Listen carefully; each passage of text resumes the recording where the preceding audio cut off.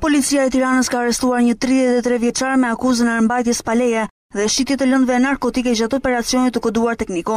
Në shtëpinë e Alban Meros në fushë Mzes të Tiranës u zbulua një arsenal armësh, 2 pistoleta, 2 push, armë gjahu, dylbi ushtarake, fenelin policies si dhe një sasi kanabis sativa. Dyshohet se 33 vjeçarit jetë përfshirë në veprimtari të ndryshme kriminale, ndërsa nuk përjashtohet pista e vrasësit me pagesë. Ndërkohë gjatë natës së shkuara blu të Tiranës kanë kryer një tjetër operacion në lokalet e natës me qëllim kapjen e personave në kërkim. Si rezultati kontrolleve u arrestua Aldi Mata, 23 vjeç, i cili shiste dhe shpërndante kokainë në lokalet e natës. Gjatë arrestimit u sekuestruan 20 doza kokainë. Po ashtu u arrestua edhe Arlond Gashi, 23 vjeç, pronari një lokali, ku është konstatuar një ambient i përshtatur për përdorin të lëndëve narkotike. Policia sekuestroi 5 pjata dhe 3 karta, që shërbenin për ndarjen e drogës si dhe një sasi prej 0.6 gram kokaine. Ndërkohë gjatë operacionit u shoqërua 26 shtetase, që punonin si balerina dhe këngëtare.